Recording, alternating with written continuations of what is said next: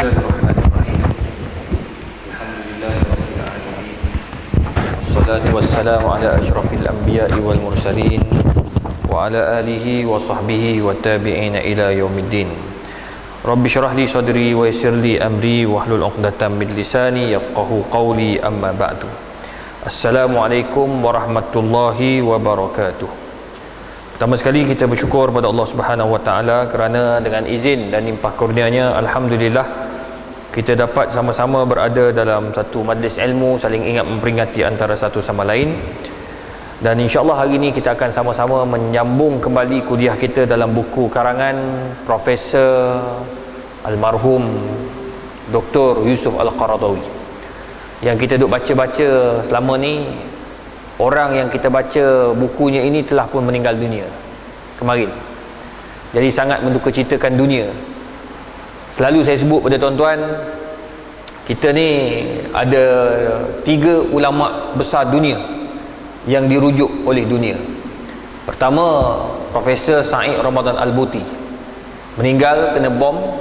Bukunya dirujuk oleh dunia dalam bab pemfatwaan. Yang kedua, Profesor Dr. Wahbah Az-Zuhaili, mereka juga telah meninggal dunia baru-baru ni. Manakala yang terkini, masa tu saya cakap pada tuan-tuan, dia tak sihat, Profesor Dr. Yusuf Al-Qaradawi. Dan kemarin beliau telah pun menghembuskan nafas terakhir. Dan sekarang ini kita tidak ada tokoh yang menulis seperti mana 3 orang ini menulis sehingga dunia menjadikan ia satu rujukan. Kalau tuan-tuan pergi mana-mana pun, kalau dalam bab zakat, bab Dr. Yusuf Al-Qaradawi. Dalam bab muamalat, jual beli yang hari ini perbankan guna, banyak rujuk Dr. Yusuf Al-Qaradawi. Begitu juga dalam isu-isu wakaf, banyak, sebab dia buat 2 buku tentang fiqh zakah, tebal tu. Memang rujukan dia punya cara penyampaiannya agak unik. Macam buku yang kita baca ni telah ditulis pada tahun 80-an. Tetapi cara dia menulis tu hari ini sedang berlaku. Tentang rokoknya, tentang isu-isu moden dan semasa. Jadi kita kehilangan seorang tokoh yang hebat. Itu sebabnya tuan-tuan, antara tanda-tanda akhir zaman, hilangnya ilmu. Bila hilang ilmu, maksudnya hilangnya tokoh-tokoh untuk kita rujuk. Dulu kalau ada isu je akan keluar buku daripada Dr. Yusuf Al-Qaradawi. Tapi sekarang tidak ada lagi lah. Kalau kita nak dengar buku-buku baru tu, nak dapat payah. Sebab saya antara yang selalu cari buku-buku baru. Nak cari tentang COVID pun tak banyak orang menulis. Kalau katakanlah Dr. Yusuf Al-Qaradawi ni sihat masa berlakunya COVID baru-baru ni, dia gagah macam zaman-zaman muda dia dulu, tuan-tuan, nescaya keluar beberapa bab ataupun beberapa buah buku berkaitan tentang wabak. Allahu Akbar. Sebab akhir-akhir ni dalam 5-6 tahun ni dia sudah tak sihat. Dia dah kurang menulis. Dia hanya tulis artikel-artikel saja. Tuan-tuan yang dikasihi sekalian, hari ini kita akan bincang hukum an-nazar ilal jinsil akhar bi syahwah. Hari ini kita akan bincang hukum melihat orang lain dengan nafsu. Tengok orang dengan syahwat. Kadang-kadang bila kita dengar ayat ni, ada ke orang tengok lelaki tengok lelaki naik nafsu, perempuan tengok perempuan naik nafsu? Ini benda ni dah ditulis pada 1987. Rupanya hari ni makin kuat berlaku. Wa mimma harramahu al-Islam fi majalil gharizah al-jinsiyah italati an-nazar min ar-rajul ila al-mar'ati wa min al-mar'ati ila ar-rajuli. Fa innal 'aini miftahul qalb wan nazar rasulul fitnah wa yuridu zina. Perkara yang diharamkan dalam Islam dalam bab nafsu ini apabila seseorang lelaki melihat perempuan dengan nafsu. Kalau tengok tanpa nafsu tak apa. Macam contoh tuan-tuan pergi kedai, beli dekat kedai restoran tom yam timah sebagainya. Tom yam Kak Limah, tom yam tu, tom yam ni. Tak, orang perempuan mari. Tuan-tuan beli tak ada perasaan apa-apa. Pagi-pagi beli kat nasi lembak janda, tak ada rasa apa-apa, beli je, tak ada masalah, tak dosa. Sebab wanita tu wajahnya bukan aurat. Bila jadi aurat? Apabila dia buat sesuatu sampai menjadi fitnah, itu jadi aurat. Dia bercakap, cakapan dia tu bukan percakapan biasa, percakapan yang menunjukkan yang dia sedang mengorat lelaki tu, maka hukumnya haram, tak boleh. Tu tak boleh. Tapi kalau cakap biasa, berapa ni kak? Ni RM5. Biasa. Tapi kalau cara bercakap RM5, tu yang lain dah. Itu bukan nak jual nasi lemak, nak jual dia tu. Tu tak boleh. Tu sebab orang perempuan dia boleh cakap-cakap biasa. Kalau nak kata aurat, suara perempuan tu aurat, nescaya perempuan tak boleh bekerja. Bukan kata bekerja, keluar rumah pun tak boleh. Wajah perempuan bukan aurat. Ni kadang-kadang jadi satu fenomena pula sekarang ni. Apabila nak bertaubat je kena pakai purdah. Siapa cakap? Adakah bila taubat kena pakai purdah? Tak. Purdah ni digalakkan saja. Hatta Dr. Said Ramadan Al-Buti dia sebut apabila wujudul fitnah, apabila ada fitnah boleh pakai. Okey, masuk universiti. Ni time budak yang masuk bulan 10 kan? Boleh pakai, tak masalah. Tapi masa time peperiksaan kena buka. Sebab ada kes masuk pakai purdah. Rupanya orang lain masuk reza. Tak boleh. Tu dibenarkan buka. Sebab muka itu bukan aurat. Tapi bila nak taubat, nak hijrah daripada zaman artis kepada zaman baru, mesti pakai purdah. Itu tak syarat. Siapa cakap? Dia syaratnya tutup aurat sepenuhnya. Semua tubuh badan kecuali muka dan pergelangan tangan. Cukup. Jangan terlalu nak ajak orang kita kena taubat, kita kena pakai purdah. Pakai purdah itu muntaha, dia panggil apa, martabat paling tinggi lah. Maksudnya kalau pakai purdah tu kira selesai. Kalau nak pakai purdah, pakai betul-betul. Ni tak pakai purdah, joget lagi, tak boleh. Dia jadi lupa pula. Dia tak boleh. Kalau pakai purdah, kalau ikut pakai purdah, jangan kata tu nak keluar rumah pun tak boleh. Kalau pakai purdah, jangan kata orang kata apa, baju warna-warni. Baju warna tu pun dah tak boleh. Cerah-cerah yang nampakkan susuk tubuh tak boleh dah. Ni sini tak boleh nampak ni kalau pakai purdah. Jadi kalau nak pakai, jangan nampak yang Islam tu ekstremis. Islam tu indah. Jadi suruh dia taubat macam biasa, balik ke pangkal jalan, tutup aurat elok-elok. Tapi kalau nak pakai purdah, pakai betul-betul. Nak pakai tudung, pakai betul-betul. Cuma kita ni kalau nak suruh orang yang tak pernah pakai tudung, tiba-tiba nak suruh pakai tudung labuh, dia terkejut. Kalau orang yang terkejut ni, dia masuk terkejut, dia keluar pun terkejut. Ada dah 2, 3, 4 orang pakai berjut, tiba-tiba pakai tudung, viral satu Malaysia. Tak sampai 2 tahun, buka tudung, viral pula satu Malaysia. Sudah. Tu tak nak macam tu. Kita nak slow and steady. Sikit. Tak apa. Kalau dia boleh tukar secara drastik, okey, tak ada masalah, silakan. Tapi dia kena istiqamah. Kita pula kena bagi tahu kat dia istiqamah. Macam contoh datang masjid. Dia datang slow, okey, bagi semangat kat dia. Biar dia istiqamah penting. Jangan tiba-tiba datang, kau kena datang ni malam ni, jangan lupa tahajud. Orang tu baru hari pertama masuk datang masjid, dah terus tahajud dah malam tu. Terus terkejut orang tua tu. Hari tu dia semayang datang masjid, lepas tu tahajud, lusa tak nak, rupanya susah masuk Islam ni kita. Tak, relax. Kita kena slow and steady.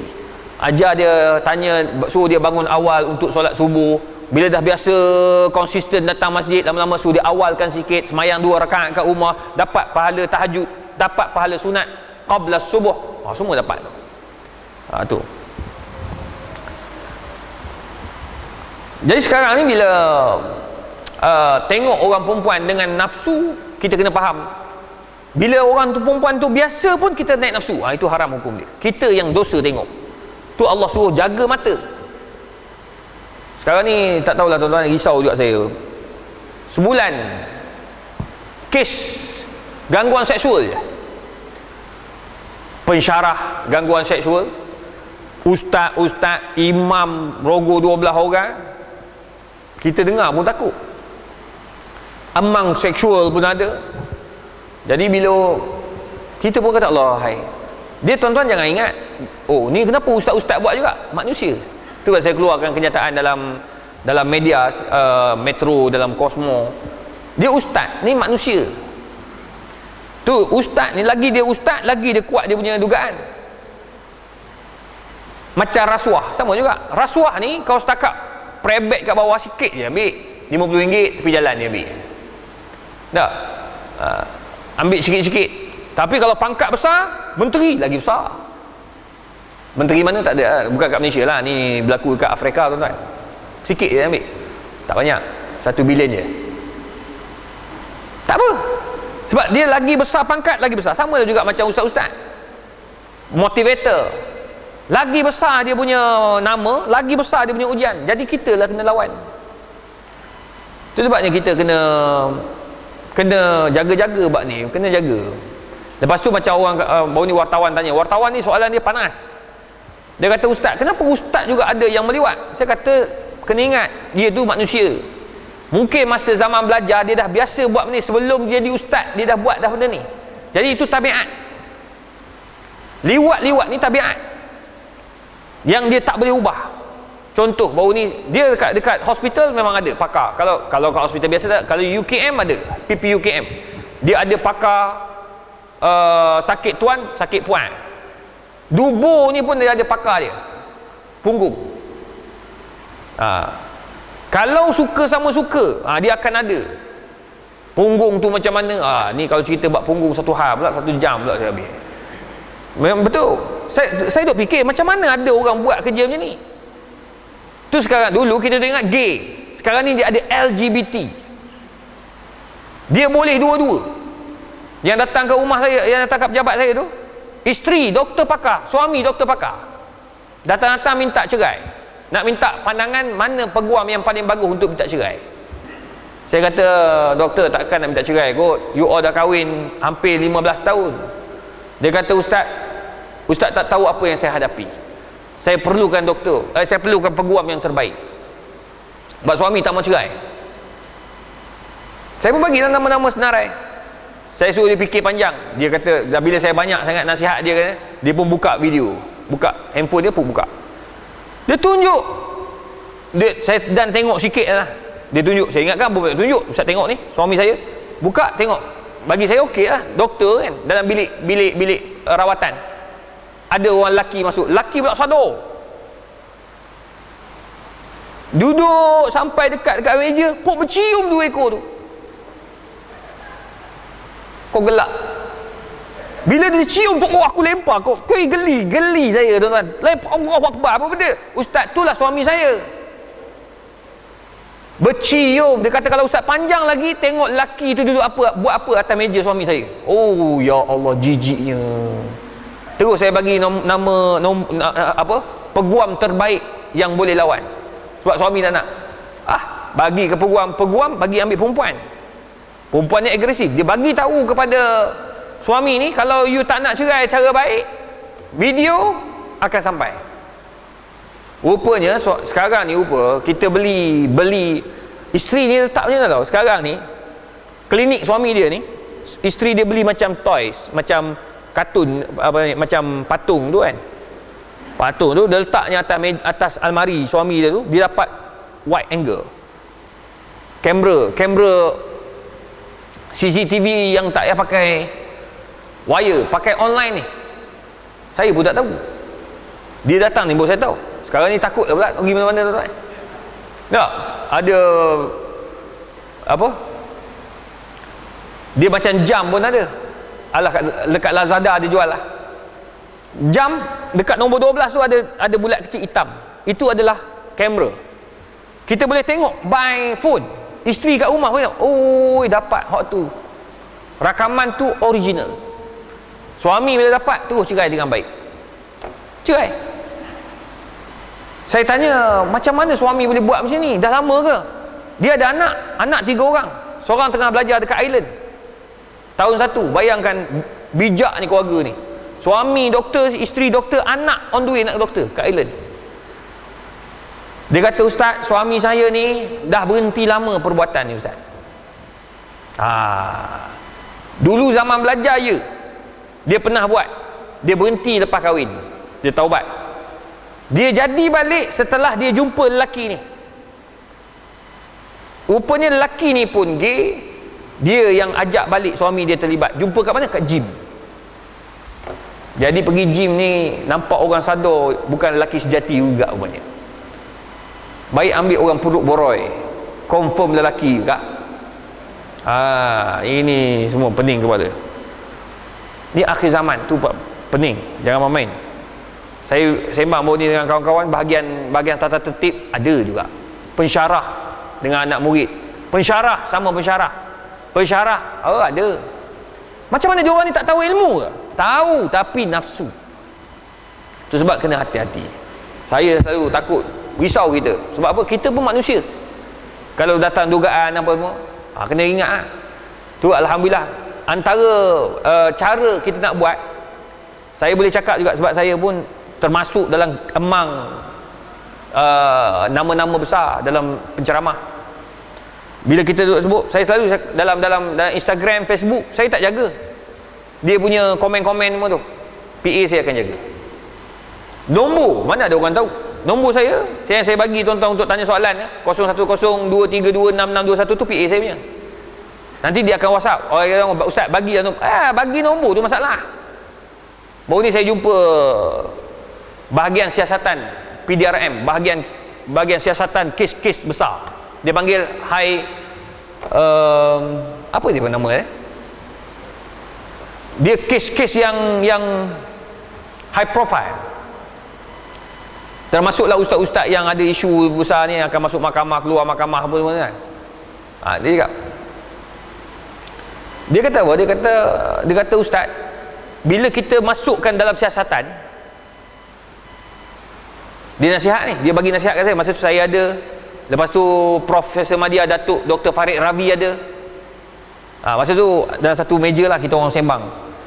Dia pun orang besar lah dalam PDRM. Dia kata ustaz, kebanyakan kami semak, kami kaji, kami tengok hasil siasatan semua yang terlibat ni, pensyarah ke, CEO ke, pegawai menteri ke, ustaz-ustaz ke, yang buat masalah ni, sama ada seks ataupun embang seksual ataupun liwat ke, apa-apa saja yang berkaitan dengan benda yang haram ni, berpunca daripada balas mesej. Dia mula balas mesej dulu. Mula-mula kalau yang ustaz-ustaz dia tanya hukum dulu, ustaz ni pun jawablah hukum. Ustaz, suami saya ni macam mana ni, saya dengan suami ni makin renggang, jauh hubungan kami berdua ni. Dia pun, suami pun, ustaz pun jawab dengan baik. Masya Allah, alhamdulillah, Allah jumpakan kita untuk kita membincang dan menjelaskan masalah ini. Panjang pula karangan ustaz tu. Jawab, selesai. Lepas tu ustaz pun mula nak tanya, apa punca sebenarnya tu? Punca tak tahulah, sebab dia ada orang ketiga gini, perempuan pun jawab. Perempuan jawab, dia kalau dia jawab 3 muka surat tuan-tuan. Tu dalam Instagram lah tu, panjang. Wujudlah saya ni dicipta tak suka baca panjang-panjang gitu. Tengok sikit dah tak mau baca lah. Nanti dia akan tanya, macam mana hubungan suami isteri awak berdua? Perempuan ni pun jawab, apa maksud ustaz? Hubungan suami isteri ni seks. Dia mula lah. Dia mula. Sikit lalas kali ustaz kata aku juga hebat. Sudah. Dia keluar. Dia bermula daripada WhatsApp. Bermula daripada SMS, akhirnya bawa kepada pertemuan. Bila bertemu, ada yang ambil gambar, video, Allahumma salli, menakutkan. Itu sebabnya jangan main-main bab ni. Elakkanlah. Tambah-tambah kalau orang-orang yang CEO haji orang besar ni kan, CEO beringat dia dah lah handsome pula, dia hantar SMS. Kadang-kadang among staff, kadang-kadang SU setiausaha banyak. Yang pangkat-pangkat besar tu ada yang terpaksa turun daripada pangkat, turun ke bawah, orang naik ke atas, dia turun ke bawah kerana didapati kahwin tak dapat izin mahkamah. Dia penjawat awam yang pangkat besar, yang buat dasar, tiba-tiba dia buat benda tu. Bahaya lah. Nombor 2, dia ni pula terlibat dengan benda-benda yang tak elok. Maka akhirnya bawa pada masalah. Itu sebabnya kena beringat. Tengok Jangan bagi sampai ada nafsu.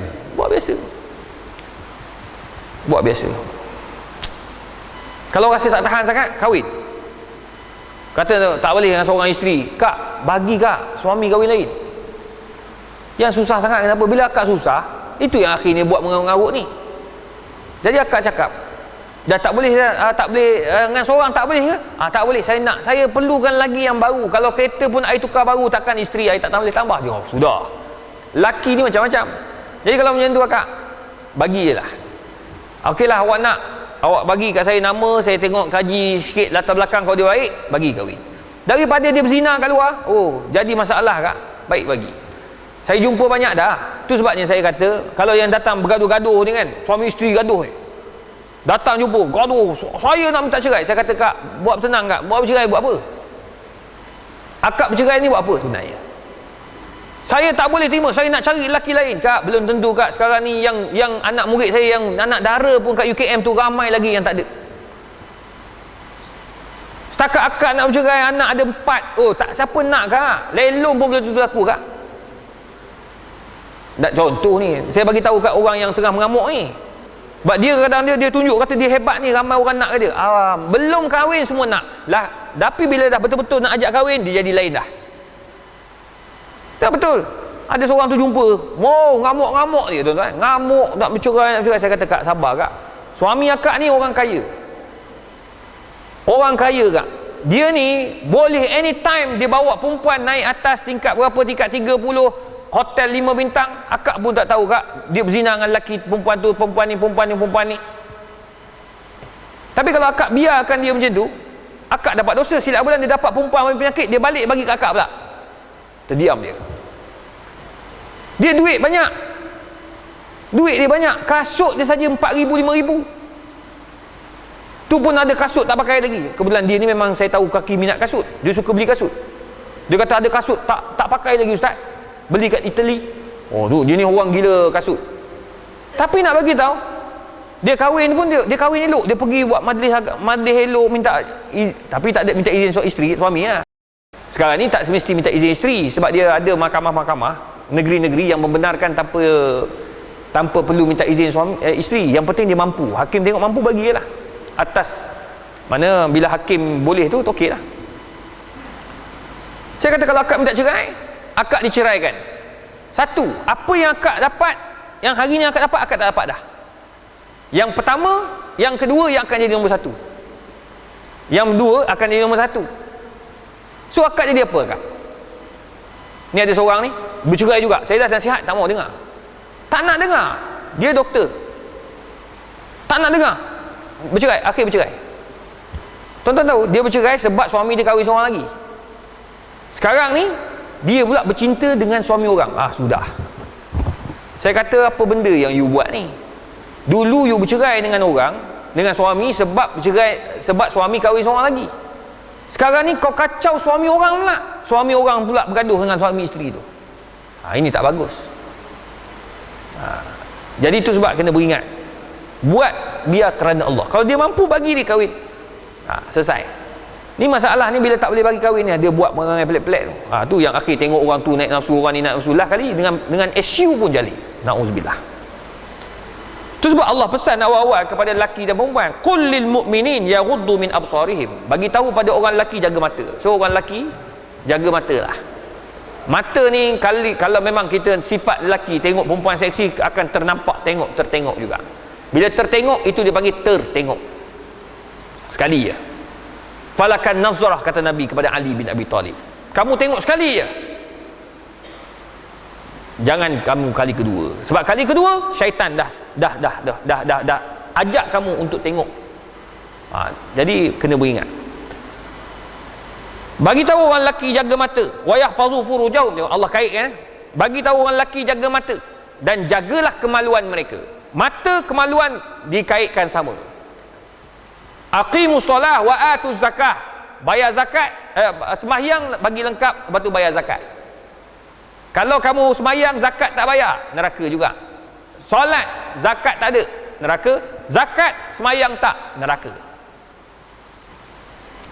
Mesti solat dan zakat dia seiring, dia macam adik-beradik tu, rapat. Mata dan kemaluan rapat. Daripada mata bawa kepada maksiat. Dia baru tengok, oh, ini kalau dapat kat aku ni hebat. Tu yang dia akan bawa daripada mata, dia akan bawa kepada kemaluan. Tu Allah kata, wa yahfazu furujahum, jaga mata. Zalika azka lakum, zalika azka lahum. Itulah yang terbaik untuk kamu, kata Allah. Mata. Bila kamu jaga mata, kamu akan selamat. Wa qul lil mu'minat, wahai orang perempuan, katakan wahai Rasul kepada Nabi Muhammad, kepada orang perempuan, yaghdudna min absarihin wa yahfazna furujahun. Jaga mata kamu. Bila kamu jaga mata, kemaluan kamu terjaga. Wala yubdina zi, cuma orang perempuan tambah lagi, Allah tambah. Jaga mata dan jaga kemaluan. Wala yubdina zinatahunna illa ma zahara minha. Jangan kau tunjuk kecuali apa yang tak dapat kamu tutup. Ulama ajar yang tak boleh tutup tangan, pergelangan tangan dan muka, berdasarkan hadis Nabi SAW kepada Fatimah. Itu satu. Nombor dua, bahagian-bahagian. Macam contoh, perempuan dah pakai tutup elok dah tutup, pakai baju pun besar elok, semua nampak elok, tapi bila angin tolak ternampak bahagian-bahagian tertentu kan, nampak bahu, nampak punggung daripada belakang orang, kita tak tahu, nampak daripada belakang, maka itu tak boleh nak tolak, tak boleh nak elak dah. Itu tak boleh nak buat apa lah. Orang lelaki tutup, pakai seluar, macam saya pakai seluar selek, macam ni adik pakai apa, seluar jean, pakai seluar hitam, tak kisahlah. You tutup aurat ni, orang lelaki tutup aurat ni. Tapi orang perempuan, dia tengok punggung perempuan lelaki tu. Awak yang salah. Lelaki dah tutup aurat dah. Yang kau kita tengok buat apa? Bagus juga macam semayang tutup sini kan. Tutup. Kadang-kadang saya takut. Kalau semayang, kadang ada masjid kan. Mari-mari perempuan nampak dia tak tutup tu. Saya tak semayang sini, saya semayang belahan ni. Takut. Kita masbuk. Masa time perempuan tu tengah zikir, aku sujud, nampak punggung segan aku, lari belah ni. Dia tak semayang awal-awal ke belakang tu. Jadi tu sebab kadang-kadang kita kena ada sifat malu je. Tak apa, biar malu tak apa. Walaupun masa tu dah penuh kan, ejah juga masuk celah tu, nyelah juga. Ni bila tutup sedap lah kita boleh semayang sini lari kan. Nak semayang sunat ke apa, tak kasar sangat. Tu sama je orang perempuan, kalau dia ada malu, tak ada masalah. Awak pergi mana-mana pun awak akan ada rasa malu. La haula wala quwwata illa billah. Baik. Jadi orang perempuan, Allah tambah sikit, tutup bahagian-bahagian aurat tertentu. Termasuk dada. Kecuali dah nampak juga, dah tuduh labuh lah, nampak juga. Bila kena angin, tolak apa semua, tu dah tak boleh nak buat apa lah. Orang lelaki kena jaga mata. Wal yadribna bi khumurihinna ala juyubihin wala yubdina zinatahun illa li bu'ulatihin. Mereka kena tutup pakai tudung sampai ke dada. Dia bila sebut kat dada ni, ada ustazah dia kata, ni ustazah ni dia terbuka sikit lah, ni terbuka lah, banyak sangat lah dia ni. Dia tafsir ikut dia je. Dia kata sebenarnya yang dimasukkan Allah Ta'ala ni dalam surah surah An-Nur ayat 30-31 ni, yang Allah kata tutup sampai ke dada tu, ala juyubihin, juyub ni dada, juyub ni jaib, ni poket, tutup sampai bahagian poket tu. Dia kata zaman Nabi dulu, bila poket-poket ni, yang ni poket dia kata. Ni, collar ni. Kalau orang perempuan kan dia collar apa? Dia panggil collar cekak musang kan? Collar cekak musang. Dia kata tutup sampai bawah sikit. Gitu. Jadi saya kata mana pula dia pakai dalil tu. Jadi dada tu dia kata tak apa. Kita dah tutup pakai baju, dia tutup sampai situ lah, collar tu. Kalau nak faham, ulama dia sebut benda ni didetailkan dalam At-Tabari, ya, tafsir At-Tabari dengan tafsir Al-Qurtubi, detail. Masuk zaman Nabi dulu, orang perempuan dia punya juyub, jaib ni, jaib. Kalau dia nak collar zaman jahiliah macam ni. Ni dua dada macam dia panjang, labuh. Kenapa dia labuh? Zaman sekarang kalau pergi ke Arab pun dia memang dia besar sini, labuh. Cuma dia ada butang dan dia ada zip. Zaman dulu dia style ikat macam tu lah. Kenapa labuh? Sebab orang perempuan zaman Nabi dan zaman jahiliah, orang perempuan dia orang tak bekerja. Dia tak kerja macam kita, kerja kat Selcom, Maxis, kerja dekat Putrajaya. Tak. Dia orang kerja, dia orang mengambil upah menyusukan baby. Jadi dia labuh memudahkan untuk memberi susu. Buka boleh menyusu. Buka boleh menyusu. Jadi juyuk ni sampai bawah ni lah, bawah dada. Tu pentafsiran tu. Jadi bila pakai tudung, biar bawah daripada payudara maksudnya. Sebab jangan sampai nampak pembukaan untuk dia orang nak buka bagi susu pada baby. Dia bukan kat sini je. Dia fikir hak zaman sekarang, hak sini. Tak betul. Sebab apa? Dada tu yang penting. Fokus pada dada. Cuma Quran dia tak sebutlah payudara. Dia sebut juyuk. Bahasa kinayah. Bahasa lapik. Contoh, hunna libasul lakum wa antum libasul lahun. Orang lelaki, orang perempuan adalah pakaian lelaki, lelaki adalah pakaian perempuan. Apa maksudnya tu? Orang lelaki dan perempuan, mereka ini boleh buat apa saja antara lelaki dan perempuan, suami isteri itu. Dia tak sebutlah jima', dia tak sebutlah bersetubuh, tapi dia sebut pakaian. Maknanya lelaki pakaian perempuan, perempuan pakaian lelaki. So you all boleh sentuh tubuh kita ni. Ni pakaian boleh sentuh. Dia boleh nampak apa yang kita pakai, apa semua boleh. Jadi cantik kinayah Al-Quran tu. Tu tafsir kena belajar. Bila kita belajar tafsir, kita akan minat. Faham. Dulu saya mula-mula belajar tu, oh ya Allah, bawa tafsir ni. Bawa tu terbaik tu, bawa tafsir. Syekh pula baca selai-selai. Satu ayat tafsiran 2-3 muka surat. Baca bahasa Arab tu. Macam ni saya baca kat tuan-tuan. Oh ngantuk ngantuk. Oh Tuhan jangan ngantuk. Allahu Akbar. Yang mengajar siapa? Tu almarhum Profesor Dr. Said Ramadan, Profesor Dr. Wahbah Az-Zuhaili dekat Syria. Dekat Masjid Kuwait. Dia mengajar dua, kitab fiqh manhaji, kitab fiqh dengan kitab kitab fiqh Umdatus Salik. Saya ingat lagi masa tu. Lepas tu tafsir Munir. Oh ya Rabbi. Tapi lawan kena lawan. Tiap malam mesti ada punya kuliah. Bawa kitab. Dulu kita bawa kitab. Orang awam, doktor-doktor pun yang driver taksi datang pun bawa kitab. Sebab dia tahu nak belajar. Dia lain kat Malaysia. Kita tak bawa. Yang bawa tu guru bawa. Anak murid bawa juga. Dia bawa apa? Dia bawa handphone. Jadi mungkin dia baca kat situ. Saya baik sangka lah dengan dia orang ya. Ni tahap Imam Syafi'i semua orang kat Malaysia ni. Dia hafal. Macam tuan-tuan hafal semua lah. Saya rasa dia hafal pun ayat tadi tu. Surah An-Nur ayat 30 dan 31. Tu dululah zaman belajar. Tu Arab, driver taksi dia boleh tafsir Quran.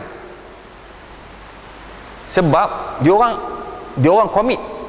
Maghrib Isyak dia orang kat masjid. Kalau tuan-tuan naik dekat Syria dulu, masa kat Mesir, hatta kat Mesir sekarang ni pun, tuan-tuan duduk dalam taksi ya. Dalam taksi dia orang dengar Quran. Dia orang dengar kuliah. Jadi kadang-kadang saya pernah dapat satu ilmu dalam taksi. Nak pergi periksa ni. Saya terlupa sebab turunnya ayat lan tanalul birra hatta tunfiqu mimma tuhibbun. Masa tu student kan. Umur saya 19 tahun. Saya pula jenis perangai, nak pergi periksa saya tak bawa buku dah. Semua tinggal kat college, dekat asrama, saya keluar bawa pen, bawa alat-alat periksa lah. Kertas pun tak ada apa, kosong. Masa dalam taksi kita tu ingat. Selalu bawa kawan, ada kawan boleh sembang-sembang. Saya tak ingat, kawan ingatkan. Ini tak, saya pergi seorang sebab saya terlambat hari tu. Sudah, wallah nasib. Saya duduk kata Allahu Akbar. Bila saya sebut saya kata Allah, apa benda ni? Dia sebut dalam taksi. Lepas tu dia dapat taksi dia, "Lish ya Muhammad, lish da'dani. Lish da'za za'lana." Kenapa kau nampak sedih ni? Dia kata lah, wallah nasid asbabun nuzul. Wallah indi imtihan tafsir liyum. Aku ada periksa tafsir Quran hari ni. Syu ayat. Ayu ayat dia sebut. Dia kata ayat apa? Lan tanadul birra hatta. Ya Syekh. Qala al-Qurtubi. Dia sebut ayat. Dia sebut nama kitab sekian. Tu saya ingat tu. Qala al-Qurtubi gini. Qala az-Zamakhsyari gini. Qala al-Jassas gini. Oh ya Rabbi, dia macam tok guru pula. Lah kali saya jawab apa yang dia cakap dalam periksa. Dapat markah penuh bos. Tok guru kita siapa? Driver taksi. Sekarang tanya driver taksi, wabillahi taufik, apa turunnya ayat? Dia tanya tu ayat Quran ke hadis? Dia pula tanya kita balik. Orang dah biasa dengar ayat Quran, dia tahu tu ayat Quran. Ada setengah dia confuse, ini ayat Quran ke hadis? Hadis. Jauh benar hadis tu. Tuan-tuan dan puan, fal ghaddu 'anil basar laysa ma'nahu ikhfal al-'ain min an-nazar wala itraq ar-ra's ila al-ard, falaysa hadha bimurad wala mustata'. Kena ingat bila Allah kata tutup mata, jangan tengok orang perempuan dengan nafsu, jangan tengok lelaki dengan nafsu, bukan bermaksud falaysa hadha bimurad wala mustata', bukan bermaksud kamu ni tunduk tengok jalan tu, tengok tanah je. Itu bukan Islam. Tunduk jalan ku langgar tiang. Tak. Macam tuan-tuan nak beli barang, kan beli apa, drive thru perempuan, tengoklah dia. Tak, tapi tengok jual macam jual beli lah. Jangan tengok depan. Saya inginkan coffee latte. Dia tengok kita tengok dia. Dia punya kurang ajar di mamak ni jual dia. Tak, dia kena tengok tak apa dek, ni. Tapi jangan tajam mata tu. Dia lain, orang tengok mata dengan mata ni lain. Kalau tengok mata untuk mengorat lain. Tapi kalau mata jual, dia tengok macam tu je. Dia tengok mata tu penting. Dia kena tengok, orang kata apa, dia panggil falsafah mata. Ada tuan-tuan baca dalam buku apa saya baca itu, falsafah mata. Macam mana pandangan orang sombong, pandangan orang nak sinis, pandangan orang nak mengorat, pandangan orang minat kat kita, pandangan orang dia ada pandangan tu, ilmu. Orang buat kajian tu tulisan-tulisan pakar tu, bukan orang cak ayam ni. Saya tak baca yang buku-buku bangga ke apa ke, tak. Saya baca yang buku tu dia hasil kajian, menarik, dapat ilmu kita. Kama anna al-ghadb min as-sawt fi qouli ta'ala waghdud min sautik. Sama juga suara. Laisa ma'nahu ighlaqtu syafatain 'anil kalam, bukan bermaksud jangan bercakap langsung. Tak. Tu melampau makna tu. Wa inna ma ma'na al-ghad 'anil basar khaffidhu. Maksud suara tu jangan kau mainkan suara tu. Wala takhda'na bil qaul. Jangan gunakan ayat yang suara yang merdu. Di sini khilaf dalam bab menyanyi perempuan pula.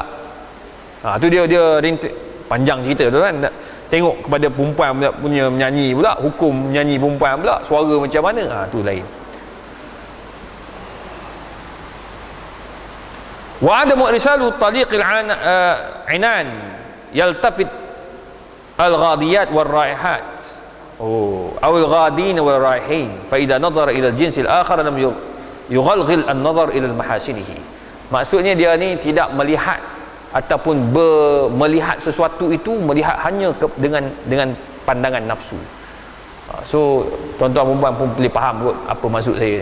Maksud tengok tu kita sampai kita mentafsirkan apa yang ada di balik pakaian tersebut. Nauzubillah. Oleh kerana itu, dalam satu riwayat yang diriwayatkan oleh Imam Ahmad dan Abu Dawud dan juga Tirmizi, apabila Ali bin Abi Talib dia melihat dia jelaskan kepada Nabi SAW bahawa dia rajul mazzaq, selalu keluar air mazi, maka Nabi SAW pun pesan, ya Ali la tatabi'un an-nazrah, jangan kamu tengok banyak kali kepada orang perempuan, fa innalakal ula wa laysa lakal akhirah. Kamu hanya boleh tengok yang pertama saja. Tengok Nabi sebagai bapa mertua bagi tahu pada menantu dia, tengok sekali je orang perempuan tu, kau jangan tengok dua kali. Tu yang bahaya, dia akan bawa kepada yang tak elok. So tengok sekali. Orang perempuan pun tengok lelaki sekali je. Oh, handsome-nya, okey cukup. Tak terkejut, oh handsome, sudah. Jangan lawan, oh tengok lama-lama. Itu yang bawa mimpi tu. Mimpi Sebab Nabi SAW juga menyebut dalam hadis riwayat Imam Bukhari, al-ainan tazliyan wa zinahuman nazar. Mata itu juga zina. Zina mata itu adalah melihat.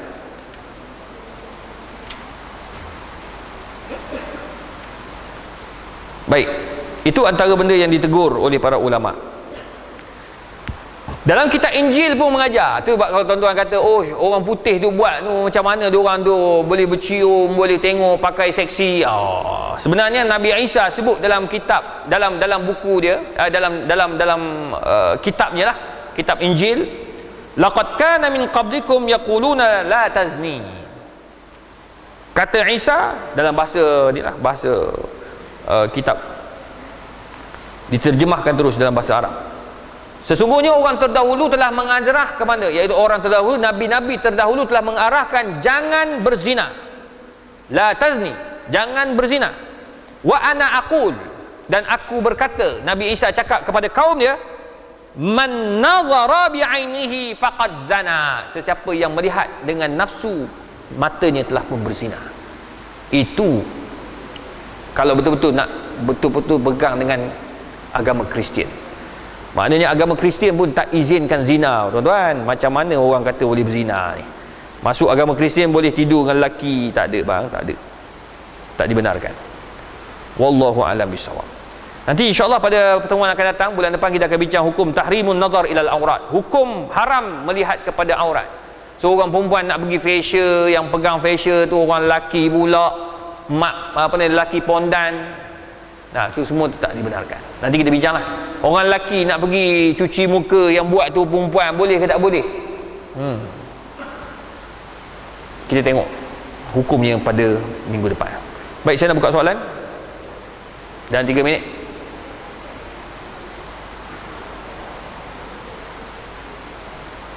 Ji, Tok, ada soalan tu? Ha? CV mana? Yang lama kan? Dah tukar nombor lah. Sebab benda tu lah. CV saya tu yang lama, yang UKM bawa masuk. UKM punya, kita bagi pada UKM pergi upload dalam internet, sampai hari ni ada. Jadi oleh sebab itu ramai orang tahu nombor. Jadi saya pun dah tukar nombor baru lah. Satu hal pula tukar nombor baru. Tapi alhamdulillah lah, tak ada lah. Dia memang, lagipun masa tu pun masuk pun saya tak layan lah. Cuma masuk tu banyak soal. Jadi tukar nombor lah sekarang. Nombor tu wabillahi taufiq lah. Baik, ada soalan ni? Orang perempuan? Tak ada soalan? Tak ada tu. Jauh sangat tau. Tak ada mic nak bagi tahu.